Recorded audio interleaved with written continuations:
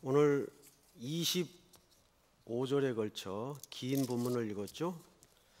근데 오늘 26장은 자세히 보면 앞에 24장에서 첫 번째 구란에서 사울과 다윗이 만남이 이루어졌죠.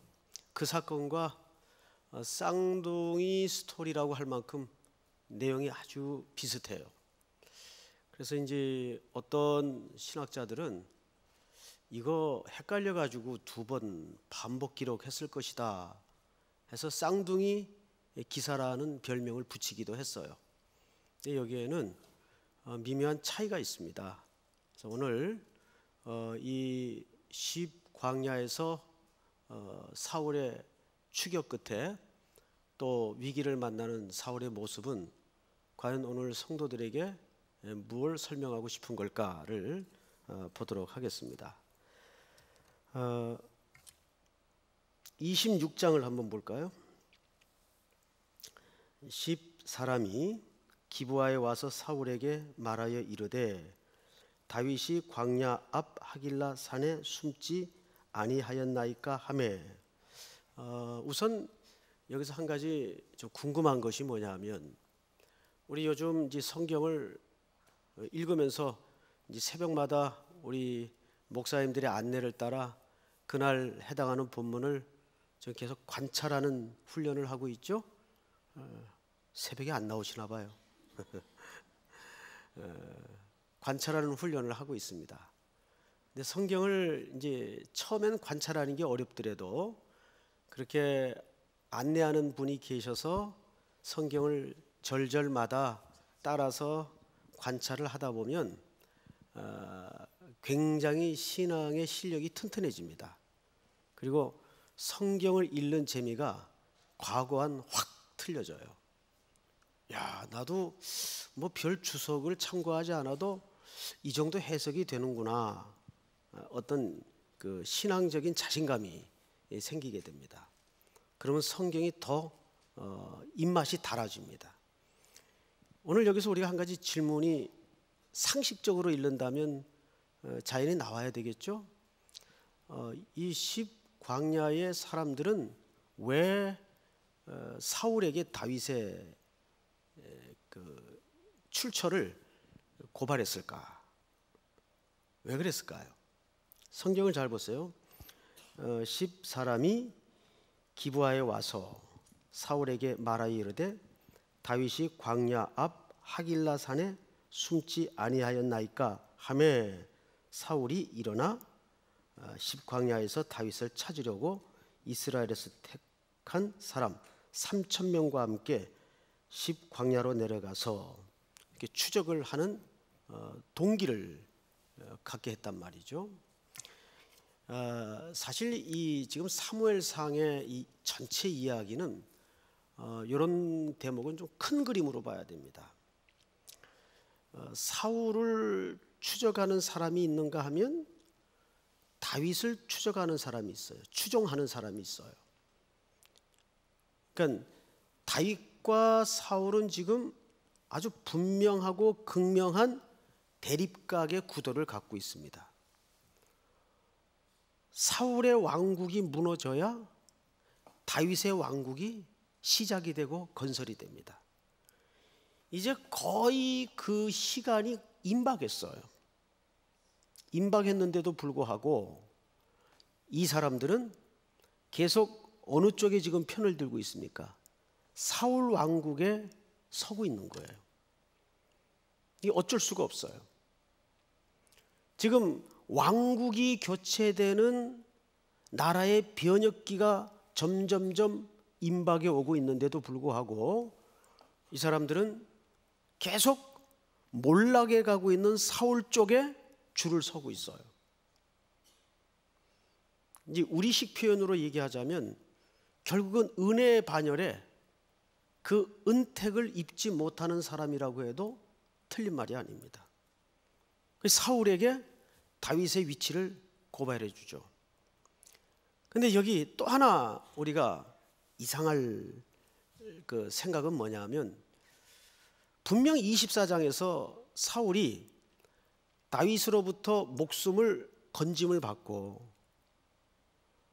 자기 옷자락이 베어진 것을 확인하고 이 나라가 결국 저 사람한테 넘어갈 것이라는 걸 자기 입으로 시인해요.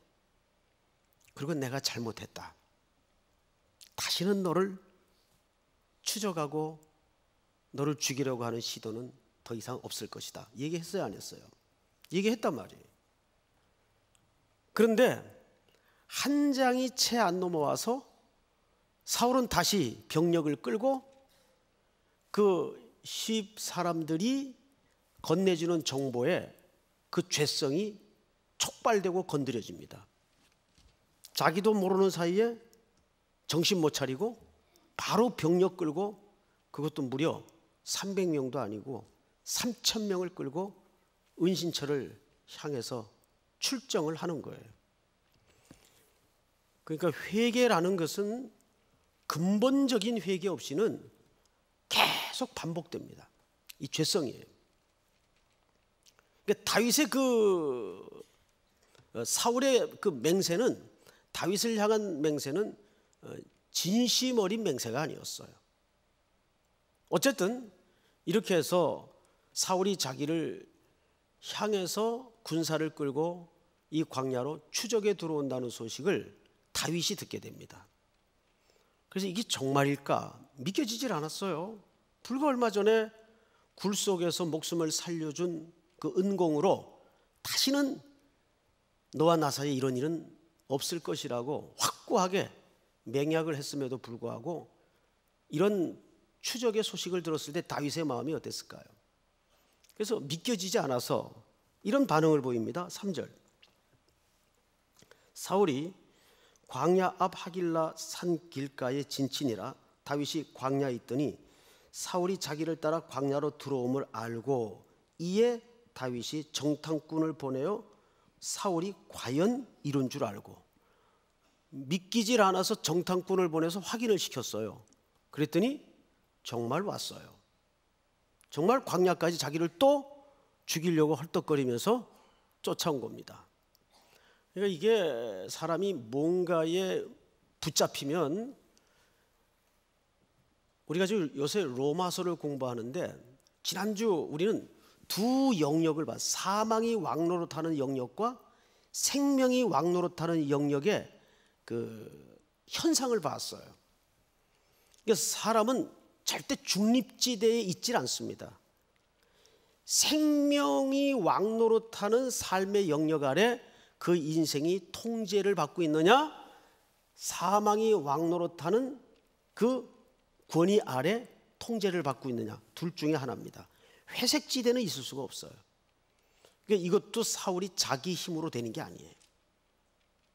뭔가 어둠의 권세가 계속 세워지는 다윗의 왕국을 향해서 세워지지 못하도록 핍박을 가하고, 이것은 생리적으로 충돌하게 돼 있어요. 마치 그 갈라디아서의 해석처럼 이삭과 이스마엘은 한 집에서 있을 수가 없어요. 이스마엘이 이삭을 계속 핍박합니다. 이 똑같은 그림이에요. 우리가 그 사회생활 속이나 세상 속에서도 보면 그리스도인들은 그 근본 자체가 환난 속에 있는 겁니다. 왜? 이 세상이 기본이 환난이에요. 자, 그래서 다윗이 일어납니다. 5절 보세요. 다윗이 일어나 사울이 진친 곳에 이르러 사울과 넬의 아들 군사령관 아브넬이 머무는 것을 본즉 사울이 진영 가운데 누웠고 백성 그를 둘러 진쳤더라. 자, 여기에서 이제 다윗이 몇 명의 단촐한 병력을 끌고 그 수천 명이 잠들어 있는 추적자들 한복판에 밤에 은밀하게 틈을 타 들어갑니다. 대단한 용기죠. 그런데 그 은밀한 밤에 들어가서 다윗은 세 가지를 목격하게 돼요. 첫째, 사울이 잠들어 있는 걸 목격하게 됩니다. 사울이 잠들어 있어요. 그것도 아주 깊은 잠에 들어 있어요. 근데 성경은 그것을 하나님께서 잠들게 했다라는 표현을 해요. 몇 절을 보시냐면 12절을 보세요. 12절을 한번 읽어볼까요? 시작. 다윗이 사울의 머리 곁에 창과 물병을 가지고 떠나가되 아무도 보거나 눈치채지 못하고 깨어있는 사람도 없었으니 이는 여호와께서 그들을 깊이 잠들게 하셨으므로 그들이 다 잠들어 있었기 때문이었더라. 네. 그 잠을 누가 그렇게 깊이 들게 했어요? 하나님이 사울을 깊이 잠들게 했어요. 그리고 또 누가 자냐면 사울을 경호해야 될 경호대장 아브넬이 함께 잠이 들어 있습니다. 그러니까 다른 병사들도 말할 것도 없고 전체가 잠에 빠진 겁니다. 근데 그 잠의 주도권자가 하나님이에요. 하나님이 깊이 잠들게 했어요.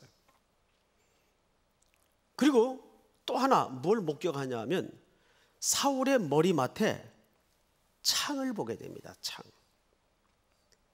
머리맡에 창이 꽂혔어요. 성도 여러분, 사울이 그 창을 보는 순간 어땠을까요? 어땠을까요?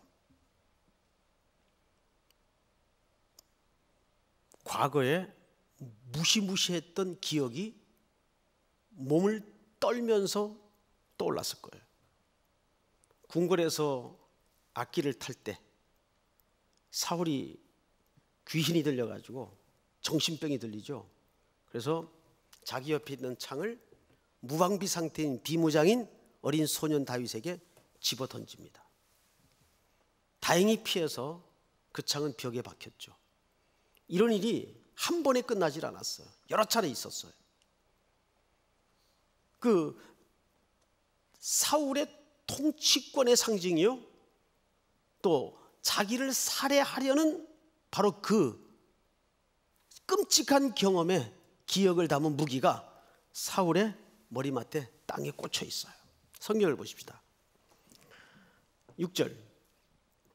이에 다윗이 햇사람 아히멜렉과 수라의 아들 요압의 아우 아비새에게 물어 이르되 누가 나와 더불어 진영에 내려가서 사울에게 이르겠느냐 하니 아비새가 이르되 내가 함께 가겠나이다.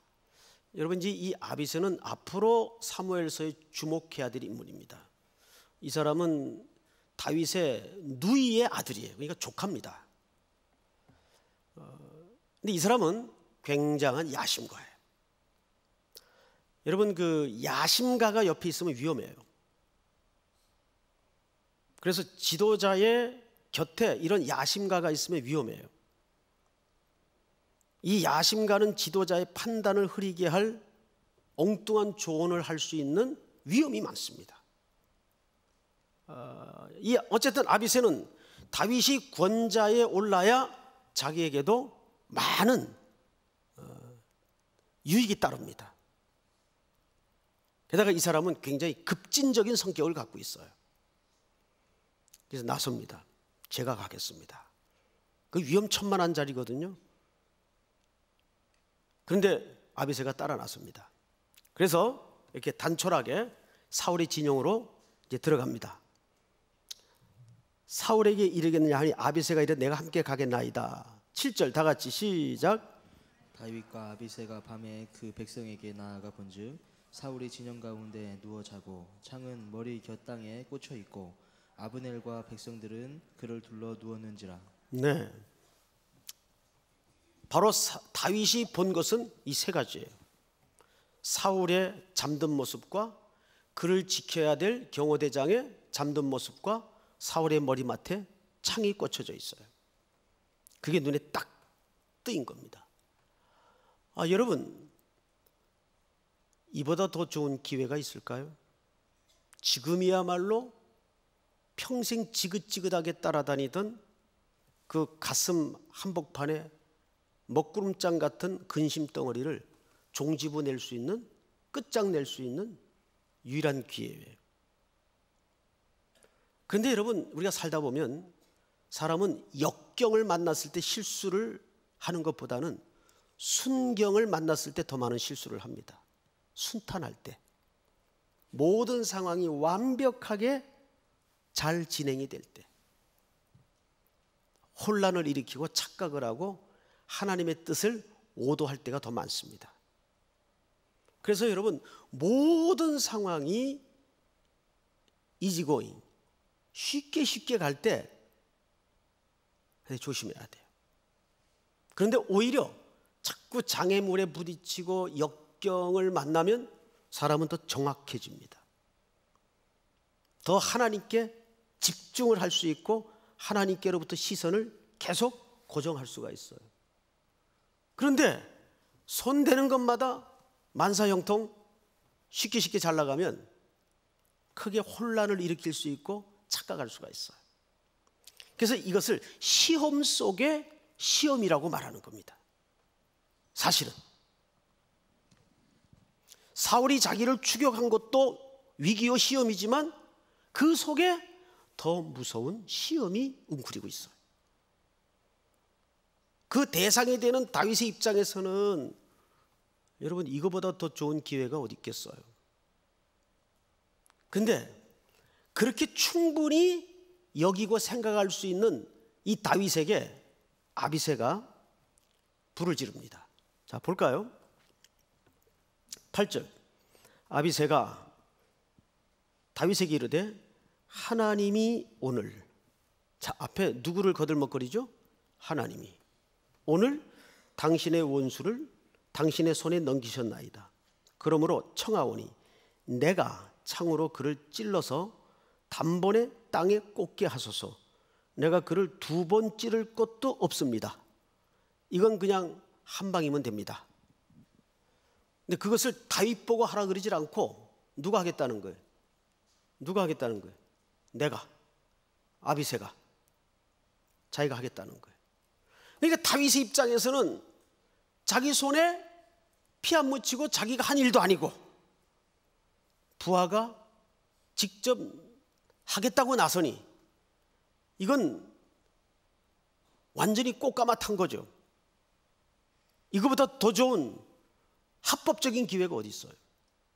지금 이 원수는 비록 잠들어 있지만 내 목숨을 거듭거듭 살해하려고 추적하는 추적자예요. 기름 부은 자를 내 손으로 쳐라 한다면 좀 마음의 꺼리낌이 있기 때문에 주저할 수도 있지만 지가 하겠다니까 모르는 척 눈 감을 수 있겠죠.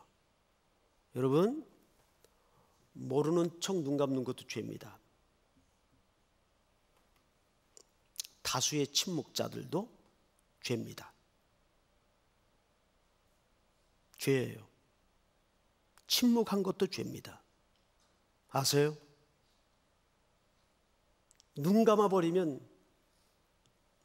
나는 그 죄악의 영향력에서 유체 이탈하는 식으로 빠져나갈 수 있나요? 아닙니다.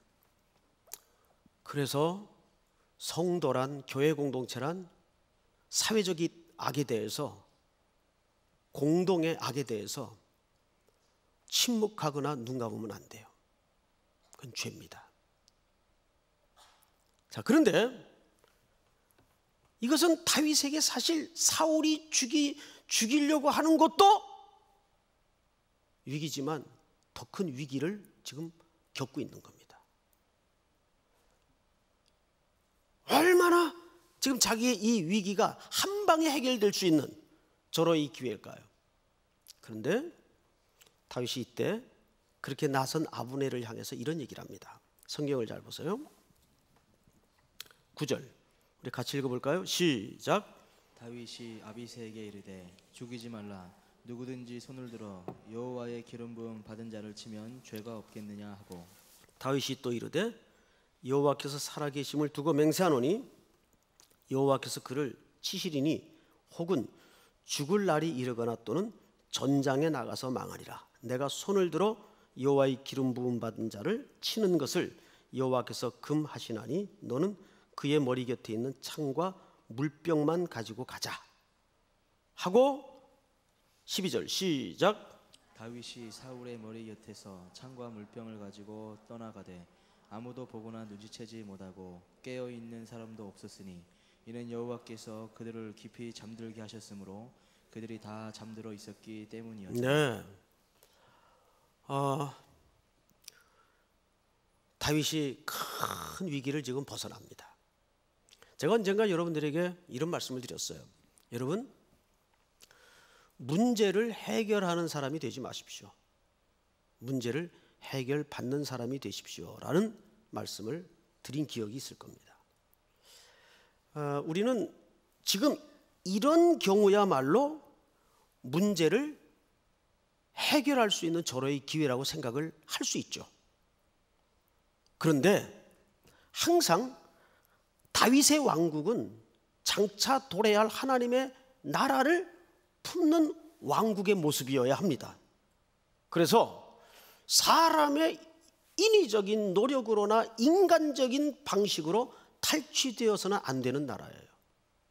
하나님이 끝까지 온전히 하나님의 은혜로 하나님의 방식으로 주실 때까지 그때 받도록 되어 있는 나라가 다윗의 왕국이고 하나님의 나라예요. 그 나라를 통해서 오직 은혜로 구원하실 그리스도가 오셔야 하기 때문에 다윗이 어쩌면 사울이 자기 목숨을 노리는 것보다 이 아브넬의, 이 아비새의 이 유혹은 더 큰 유혹이었을지 몰라요. 거듭되는 이중적 유혹이었어요. 그런데 다윗은 여기에서 스톱, 하나님이 하실 때까지 기다리자. 그가 어느 날 죽든지 어떤 방식으로 죽든지 하나님은 그를 반드시 심판할 것이다. 그러니까 그 때와 그 방법을 하나님께 맡겨야 된다. 머리맡에 창과 물병만 가지고 나와라. 여러분, 역사를 통해서 배우지 못하는 사람은 영원히 성장하지 못합니다. 그런데 지금 다윗이 이런 판단이 어디에서 가능했을까요? 어디에서?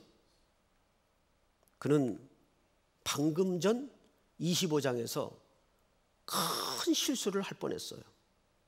우리 지난주 수요일 날 살펴봤던 내용이죠. 나발과 그 아내의 스토리를 통해서 먹을 것을 좀 구하니까 나발이 거절을 했죠. 이새의 아들이 누구냐?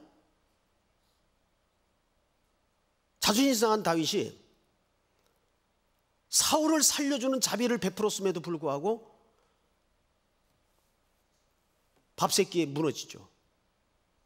뽑아라, 복수다 하고 출정을 하려고 했어요. 그때 그 다윗의 혈기를 맡고 나섰던 여인이 누굽니까? 아비가일입니다. 지혜로운 여인 아비가일입니다. 그리고 뽑았던 칼을 거두죠. 그리고 나서 나발은 하나님에 의해서 그대로 심판을 당합니다. 일주일쯤을 앓다가 그는 죽습니다. 하나님의 손에 그 생명이 있었는데 다윗이 만약에 그 사소한 복수심을 접지 못하고 절제하지 못하고 처단했다면 무서운 죄를 범할 뻔했어요. 25장이 전부 그 얘기였잖아요. 그러니까 다윗은 앞에 25장의 그 스토리를 통해서 그는 체득한 하나님의 영적인 원리를 알고 있는 겁니다. 그래서 이 광야에서 자기를 추적해 오다가 잠든 사울을 보고 자기를 쳐 벽에 꽂으려 했던 그 창을 들고 두 번도 필요 없이 한 번에 처단할 수 있었던 절호의 기회를 자기가 수단으로 사용하지 않고 하나님께 맡깁니다. 그러니까 신자의 삶은 뭐냐 하면 하나님께 자기 인생을 계속 던지는 겁니다. 결국 우리를 연단하시고 우리를 훈련하시는 신앙의 영역은 이거예요. 네 힘으로 살래, 내 힘으로 살래. 하나님은 순간순간마다 우리에게 그 질문을 하세요. 송택은 네 힘으로 목회할래? 내 힘으로 목회할래? 이걸 계속 묻는 거예요. 우리의 삶에도 마찬가지. 여기 어머니들 많이 앉아 계신데 애들 네가 키울래? 내가 키울까? 근데 머리로는 다 아셔. 그죠? 머리로는 하나님께 맡깁니다. 너 왜 그러고 있니? 또 가서 잔소리하고 그러죠. 눈에 보이니까. 그래서 이게 물에 던진다는 게 쉬운 문제는 아니에요. 흐르는 물에 던져야 돼요. 하나님께 문제를 던져야 돼요. 근데 던져놓고 거기다 끈을 달아서 또 자꾸 끌어당기죠. 응? 낚시하듯이. 그 끈도 끊어버리세요. 말 그대로 던지는 거예요. 할렐루야. 다윗이 보좌에 앉혀지기까지 전적으로 하나님만 의존하는 법을 가장 깊숙이 배우는 겁니다. 우리 인생도 가만히 하나님이 묻는 질문 앞에 서면 결국 그 질문 앞에 서게 돼요. 너 어떡할래? 네 힘으로 계속 살래? 내 힘으로 살래? 계속 그 질문 앞에 부딪히는 거예요. 다윗은 여기서 사울의 문제도 하나님 앞에 던집니다. 자기가 손대지 않습니다. 사울이 나중에 죽어요, 안 죽어요? 죽잖아요. 아들 요나단과 함께 전장에서 죽잖아요. 하나님이 그 나라를 멸하시기까지 하나님 시간에 하나님 방식에 맡기는 거예요. 그리고 하나님의 나라는 그렇게 인간의 인위적인 방식으로, 노력으로, 조건으로 침투되고 세워지는 나라가 아니에요. 그래서 교회라는 공동체도 어떻게 만들어지냐 하면 자꾸 그런 인간적인 영향력과 힘을 빼야 돼요. 우리 교회 담임 목사님은 카리스마가 없어. 그런 말들 하잖아요. 그죠? 송 목사 보고. 더 없어져야 돼요. 이 교회는 누가 담임인지도 몰라야 돼요. 자, 성경을 이제 맞아 보십시다. 12절을 보시면 이 12절이 오늘 굉장히 어쩌면 중요한 본문인데, 다윗이 사울의 머리 곁에서 창과 물병을 가지고 떠나가되 아무도 보거나 눈치채지 못하고 깨어있는 사람도 없었으니 이는 여호와께서 그들을 깊이 잠들게 하셨으므로 그들이 다 잠들어 있었기 때문이었더라. 이게 굉장히 강조해서 잠드는 것을 묘사합니다. 이제 저를 보세요. 여러분, 성경에는 이 잠들었다는 말이, 이게 깊게 잠들었다라는 말이 몇 번 등장을 해요. 근데 놀랍게도 그 몇 번 등장하는 그 깊이 잠들게 한 그 속에는 두 가지 그림이 늘 감춰져 있어요. 구속의 그림과 하나님의 언약이 항상 조건부로 따라다닙니다. 여러분, 창세기 2장에 보면 하와를 만들 때 하나님께서 누구를 깊게 잠들게 하죠? 아담을 깊이 잠들게 해요. 깊이 잠들었다는 말은 무의식 상태로서 사실상 쉐나, 죽었다는 얘기예요. 그러니까 사울이 죽어야 다윗의 나라가 쓴다니까요. 이들이 잠들고 다윗의 나라가 세워지는 과정에서 이 영적인 의미를 알았는지 몰랐는지는 몰라요. 그러나 하나님은 이 사울이 깊이 잠든 속에서 이제 견고히 세워질 다윗의 나라를, 즉 예수 그리스도가 오실 그 하나님의 나라를 확고하게 계약하고 약속하고 있는 겁니다. 또 창세기 15장에 보면 하나님께서 아브라함에게 언약을 하시고 나서 그 민족을 통해서 나라를 이룰 것이고 그 민족은 4대 만에 애굽 땅에서 나올 것이며, 이 구속의 언약을 아브라함에게 하세요. 그리고 그 언약의 최종적 사인을 아브라함을 깊이 잠들게 하셔서 그림을 보여주십니다. 쪼갠 새 사이로 횃불이 지나가게 함으로써 하나님이 그 약속을 완성하시죠. 너희든지 나이든지 이 약속을 깨는 자는 이렇게 죽을 것이다. 깊이 잠들게 하세요. 또 시편 127편에도 보면 여호와께서 사랑하는 자에게 뭘 줘요? 잠을 주시는도다. 거기서 잠은 죽음이에요. 쉐나. 거기서 사랑하는 자는 일반적인 성도를 얘기하는 게 아니라 여디디야, 솔로몬, 예수 그리스도의 모형인 솔로몬을 얘기하는데 사랑하는 자. 그래서 신약에는 그 사랑하는 자가 누구로 묘사됩니까? 예수 그리스도께서 요단강에서 세례를 받고 올라오실 때 하늘에서 음성이 있어 가로되 이는 내 사랑하는 아들이요. 그럼 사랑하는 아들이 누굴 가리키는 거예요? 사랑하는 자가 누구예요? 그리스도.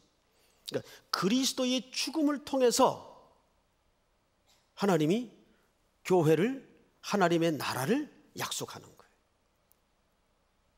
오늘 여기 사울은 사울의 나라, 육의 나라가 죽어야 그 속에서 다윗의 왕국이 싹이 트기 때문입니다. 그래서 일부러 깊이 잠들었다는 이야기를 강조해서 성경 기자가 기록해 놓고 있어요. 성경에는 깊이 잠든 속에는 두 가지 메시지가 있는데 항상 구속과 언약의 전조 조건으로서 죽음을 말하는 겁니다. 그래서 예수님은 이 땅에 죄인의 형상을 입고 사울 같은 모습으로 육의 몸을 입고 오셔서 죽으신 거예요. 자, 성경을 마저 보십시다. 13절.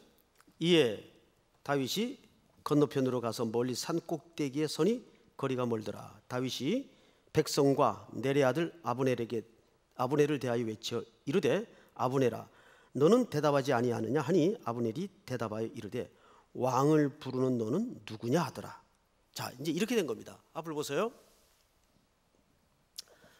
사울의 머리맡에 창을 가지고 물병 하나를 챙겨서 이제 건너편 골짜기로 넘어왔어요. 때는 밤입니다. 얼굴은 서로 알아볼 수 없지만 목소리만 서로 들을 수가 있어요. 이 다윗이 큰 소리로 부릅니다. 아브넬아. 아브넬이라는 말은 넬의 아들이란 뜻이에요. 아브넬아 부릅니다.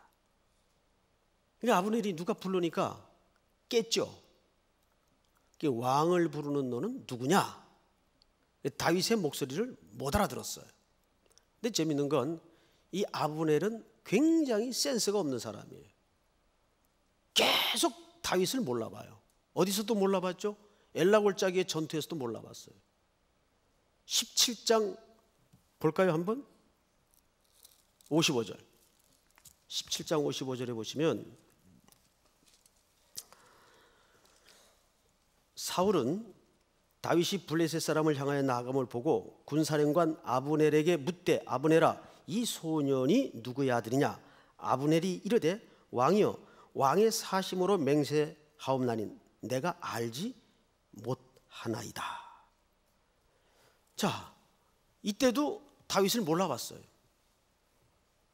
근데 아브넬이 지금도 다윗을 모릅니다. 누군지 못 알아들었어요. 근데 이 사람은 성경에 드물게 센스가 없는 사람이에요. 눈치가 없는 사람이에요. 둔한 사람이에요. 나중에는 다윗의 부하들에게 유혹을 당해서 죽죠. 비참하게 속아서. 그래서 사람이 영적인 센스가 있는 것은 은혜예요. 근데 유난히 둔한 사람들이 있죠. 근데 이 둔한 것은 영적인 문제였어요. 다윗을 몰라봐요. 이 왕을 부르는 건 누구냐? 자, 그때 이제 이런 대화가 골짜기를 두고 주고받아집니다. 몇 절을 보시냐면 15절 다 같이 시작. 다윗이 아브넬에게 이르되 네가 용사가 아니냐 이스라엘 가운데 너 같은 자가 누구냐? 그러한데 내가 어찌하여 내 주 왕을 보호하지 아니하느냐? 백성 가운데 한 사람이 내 주 왕을 죽이려고 들어갔었느니라. 네가 행한 이 일이 옳지 못하도다. 여호와께서 살아계심을 두고 맹세하노니 여호와의 기름 부음 받은 너희 주를 보호하지 아니하였으니 너희는 마땅히 죽을 자니라. 이제 왕의 창과 왕의 머리 곁에 있던 물병이 어디 있느냐 보라 하니 17절 시작. 사울이 다윗의 음성을 알아듣고 이르되 내 아들 다윗아 이것이 내 음성이냐 하는지라. 다윗이 이르되 내 주 왕이여 내 음성이니이다 하고. 자, 이제 앞을 보실까요? 아브넬은 누구의 목숨을 보호해야 될 책임이 있습니까? 그의 죽은 사울의 목숨을 보호해야 될 경호대장이에요. 그런데 왕이 잠들어 있을 때 같이 잠들어 있었어요. 이 죽은 목숨이에요. 지금 다윗이 그것을 지적하는 거예요. 너는 죽어 마땅하다. 어떻게 네 사령관이, 이 나라의 왕이 이 황량한 벌판에서 잠들어 있다면 너라도 깨어 있어야 마땅한 거 아니냐. 너도 그 곁에서 함께 잠이 들어 있다면 너는 직무유기다. 그리고는 준엄하게 꾸짖습니다. 이렇게 골짜기를 하나 두고 큰 소리로 대화가 주고 오고 가고 있다 보니까 사울이 듣고 깼어요. 이 다윗의 목소리가 아니냐. 자, 그리고 18절을 볼까요? 또 이르되 내 주는 어찌하여 주의 종을 쫓으시나이까? 내가 무엇을 하였으며 내 손에 무슨 악이 있나이까? 자, 이제 이 대목이 이제 학자들 간에 많은 논란이 있는 대목이에요. 그런데 정확하게 원전 성경을 보면 이건 사실상 사울에게 한 말이 아닙니다. 다윗이 이 이해할 수 없는 끝나지 않은 추격을 하나님 앞에 묻고 있는 거예요. 사실은 사울에게 묻는 것처럼 보이지만 그 사울에게 던지는 질문 속에 형식은 그렇게 취했지만 이 내용은 하나님 앞에 묻고 있는 거예요. 나보고 어쩌라고. 우리가 사람에게 이렇게 하소연하고 불만을 터뜨릴 수 있지만 그 아우성 속에는 우리가 하나님 앞에 지금 자기의 처지와 상황을 그런 식으로 물을 수 있단 말이에요. 이게 다윗이 지금 그렇게 묻고 있는 거예요. 그런데 여기에서 다윗의 그 의도가 정확하게 드러나는 것이 이런 이유 때문입니다. 성경을 잘 보세요. 19절 원하건대 내 주 왕은 이제 종의 말을 들으소서. 만일 왕을 충동시켜 나를 해하려 하는 이가 여호와시면 여호와께서는 제물을 받으시기를 원하나이다마는 이게 무슨 뜻입니까? 자, 절 보세요. 이게 왜 하나님께 드렸던 하소연이었는가 하면 지금 다윗이 사울에게 이렇게 얘기하는 겁니다. 사울이 지난번 맹세에도 불구하고 나를 또 쫓아왔다면 다윗의 생각 속에 어쩌면 저 사람도 자기 힘으로 하는 게 아니다 저거. 하나님이 시켜서 하는 일이라면 제가 기꺼이 제물 되어 드리겠습니다. 이렇게 자기를 온전하게 던지는 겁니다.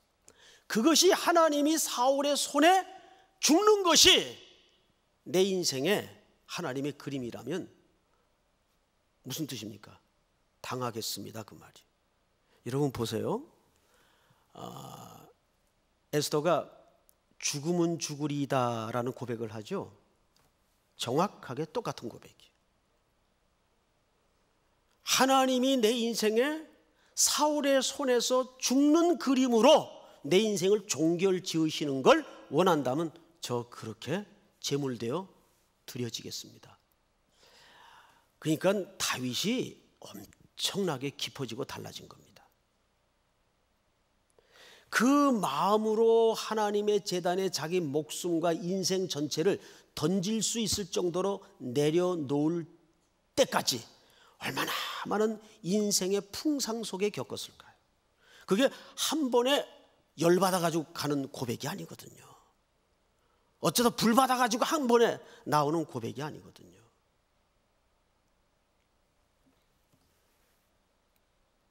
사실은 사도 바울도 처음에는 하나님의 이해할 수 없는 섭리에 대해서 많이 항명했어요. 그런데 사도행전이 흘러가면서 그의 서신 곳곳에서 에스더의 고백과 같은 고백이 툭툭 터져 나와요. 내가 죽으면 죽으리이다. 약할 그때가 곧 강함인 줄 알겠습니다. 내가 눈먼 자로 살아야 된다면 제가 눈먼 자로 살겠습니다. 이걸 우리는 순명이라 그러죠. 순명. 그러니까 신앙의 긴 싸움은 종지부, 종점이 어딘가 하면 순종입니다. 종점이 순종이에요. 로마서 강의 속에서도 고백했지만은 송 목사에게 제일 힘든 신앙의 영역이 뭐냐고 묻는다면 저는 순종하는 게 제일 어렵다고 100번 질문이면 100번 다 그 대답을 하겠어요. 그게 제일 어려워요. 순종하는 게 제일 어려워요.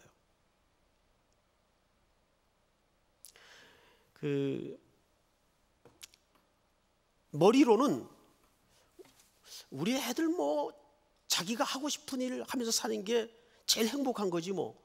전 그렇게 또 강의도 하고 돌아다니고 애들한테도 그렇게 얘기를 해요. 근데 한날은 막내가 중학교 때인데 우연히 물어봤어요. 은택이 너 뭐 할래? 걔 요리를 잘해요. 아빠 저 요리사 할래요. 나도 모르게 왜 하필 요리사냐? 말은 계속 그렇게 해놓고 말은 이게 달라요. 간격이 있단 말이에요. 이게 순종이라는 게 이렇게 한꺼번에 척 가지는 자리라면 얼마나 좋겠어요. 예수님도 사실은 힘들어했던 순종이었어요. 얼마나 십자가의 그 죽음의 잔을 마시는 게 힘들었다면 겟세마네 동산에서 그렇게 기도하셨을까요? 할 수만 있다면 이 잔이 지나가게 하옵소서. 여러분, 예수님이 그 기도를 했어요. 할 수만 있다면 이 잔이 내게서 지나가게 해달라고 기도했어요. 근데 결국 내 원대로 마옵시고 아버지의 뜻이 이루어지기를 원합니다.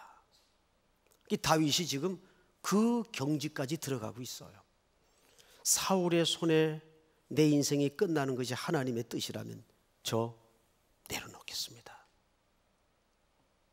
지금 사울은 지금 아예 이 사건 속에 실질적으로 치워져 있는 겁니다. 모든 사건이 지금 하나님과 자기의 문제라는 걸 다윗이 보고 있는 거예요. 이게 굉장히 중요한 시각이에요. 우리 신자들이 왜 하나님의 그 섭리에 혼란을 일으키냐면 문제와 내가 서 있기 때문에 혼란이 일어나는 거예요. 계속 인생에 부딪히는 문제와 내가 서 있어요. 그런데 오늘 여기 다윗은 문제는 비껴져 있어요. 그 문제를 매개체로 지금 자기와 누구 앞에 서 있는 겁니까? 하나님 앞에. 여러분, 문제 뒤에 하나님을 보시기를 바랍니다. 이게 굉장히 중요한 시각이에요. 자, 그 성경을 또 보십시다. 19절 원하나이다마는 만일 사람들이면 그들이 여호와 앞에 저주를 받으리니 이는 그들이 이르기를 너는 가서 다른 신들을 섬기라 하고 오늘 나를 쫓아내어 여호와의 기업에 참여하지 못하게 함이니이다. 이게 무슨 얘기냐면 이 당시는 다른 나라로 망명 보내는 게 가장 무서운 형벌이에요. 왜냐하면 다른 나라로 망명을 보낸다면 하나님에 대한 신앙을 버리고 그 나라의 종교를 받아들여서 그 나라가 섬기는 신을 모시고 살아야 되는 거예요. 이게 무서운 형벌이에요. 자, 20절 한번 같이 읽어볼까요? 시작. 그런즉 청하건대 여호와 앞에서 먼 이곳에서 이제 나의 피가 땅에 흐르지 말게 하옵소서. 이는 산에서 메추라기를 사냥하는 자와 같이 이스라엘 왕이 한 벼룩을 수색하러 나오셨음이니이다. 겸손하게 자기의 처지를 낮추죠. 비록 도래할 자기의 왕국이 앞에 있음에도 불구하고 끝까지 하나님의 시간을 이 겸손함 속에서 낮추고 기다리는 다윗의 모습을 만날 수가 있는 겁니다. 왕께서는 지금 벼룩 한 마리를 수색하러 나온 겁니다. 자기를 낮추는 동시에 상대방을 무색하게 만들어버리는 이 삶의 놀라운 그 반전. 자, 그러면서 21절을 제가 읽겠습니다. 사울이 이르되 내가 범죄하였도다. 내 아들 다윗아 돌아오라. 내가 오늘 내 생명을 귀하게 여겼은즉 내가 다시는 너를 해하려 하지 아니하리라. 내가 어리석은 일을 하였으니 대단히 잘못되었도다 하는지라. 22절 시작. 다윗이 대답하여 이르되 왕은 창을 보소서 한 소년을 보내어 가져가게 하소서. 여호와께서 사람에게 그의 공의와 신실을 따라 갚으시리니 이는 여호와께서 오늘 왕을 내 손에 넘기셨으되 나는 손을 들어 여호와의 기름 부음을 받은 자 치기를 원하지 아니하였음이니이다. 24절 시작. 오늘 왕의 생명을 내가 중히 여긴 것 같이 내 생명을 여호와께서 중히 여기셔서 모든 환난에서 나를 구하여 내시기를 바라나이다 하니라. 25절 다 같이 읽습니다. 사울이 다윗에게 이르되 내 아들 다윗아 네게 복이 있을지로다. 네가 큰 일을 행하겠고 반드시 승리를 얻으리라 하니라. 다윗은 자기 길로 가고 사울은 자기 곳으로 돌아가니라. 결국 두 사람이 한 길로 갑니까? 다른 길로 갑니까? 결국 다른 길로 갑니다. 이 둘은 함께 머물 수가 없는 영적인 상징성 때문입니다. 사울은 내 아들 다윗아 뭐라 그러죠? 돌아오라. 근데 다윗은 사울의 왕국으로 들어가질 않아요. 계속 아직은 그가 광야에서 망명자로 유리방황하는 그 세월을 기꺼이 하나님 앞에 순명처럼 받아들입니다. 그리고 자기의 길로 갑니다. 그리고 사울은 자기의 곳으로 갑니다. 그리고 마지막에 다윗의 왕국은 이렇게 극명하게 대조를 이루어 끝이 나죠. 사울은 아들과 함께 죽습니다. 요나단과 함께 한날 한 전장에서. 이제 우리는 결론을 맺습니다. 오늘 전체의 그 그림을 스케치하라면 이렇게 정리를 할 수가 있어요. 하나님의 방법과 인간의 수단이 충돌할 때 우리는 지혜롭게 어느 쪽을 택할 수 있겠는가? 그런데 이 유혹은 역경 때보다는 순탄할 때 헷갈리기가 쉬워요. 마침 이런 거죠. 요나도 마침 도망가려고 항구로 내려갔더니 자기가 가고자 하는 방향의 배가 항구에 딱 대기해 있었어요. 다시스로 가는 배가 거기에 대기해 있었어요. 쾌재를 불렀죠. 할렐루야. 그리고 그 배를 홀랑 집어탑니다. 그렇게 떠난 배는 얼마 가지 않아서 광풍 속에 난리가 나죠. 사랑하는 성도 여러분, 오늘 쭉 이 본문 전체를 통해 하나님이 우리에게 들려주신 하나님의 각자 향하신 음성과 메시지가 있을 겁니다. 그 말씀 붙들고 여러분들이 내 눈에는 이거다라고 보일 정도의 정확한 모든 구비된 상황이 놓여있다 할지라도 한 걸음 더 들어가서 이것이 어쩌면 시험일 수 있다는 깊은 영적인 분별력을 통해 하나님의 시간과 하나님의 방법에 순종할 수 있는 저와 여러분들이 될 수 있기를 축복합니다. 우리 다 일어나셔서 549장 내 주여 뜻대로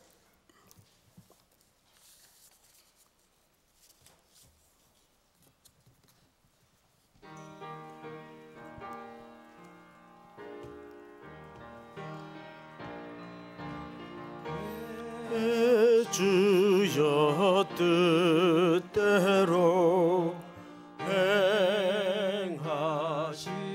행하시옵소서.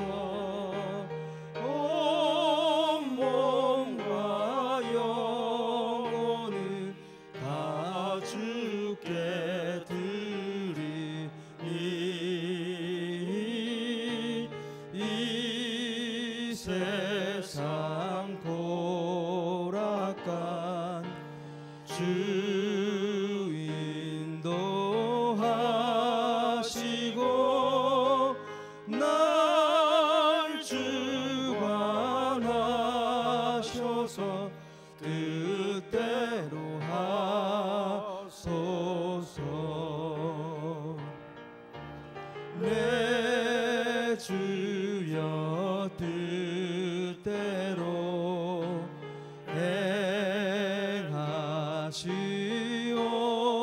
하시옵소서. 큰 근심 중에도 낙심케 마소서. 주님도 때로는 울기도 하셨네. 날 주관하셔서 뜻대로 하소서.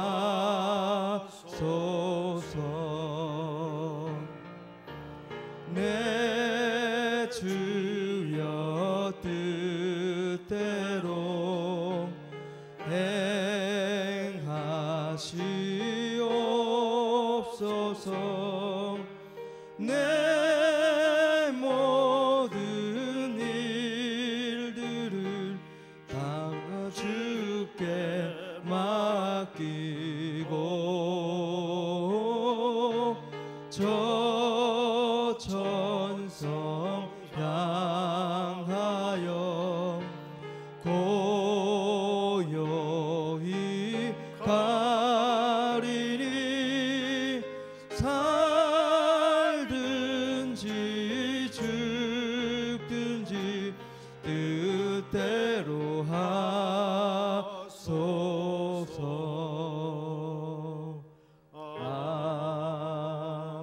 아멘. 우리 기도합시다.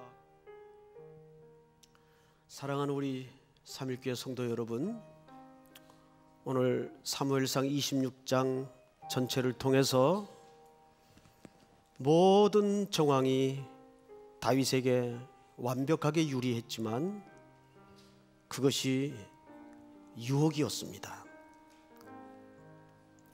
우리에게도 때로는 이런 경우들이 문득문득 부딪혀올 때 영적으로 깨어있지 않으면 자기 힘을 쓸 수가 있습니다. 사랑하는 성도 여러분, 두 가지를 기도했으면 좋겠어요.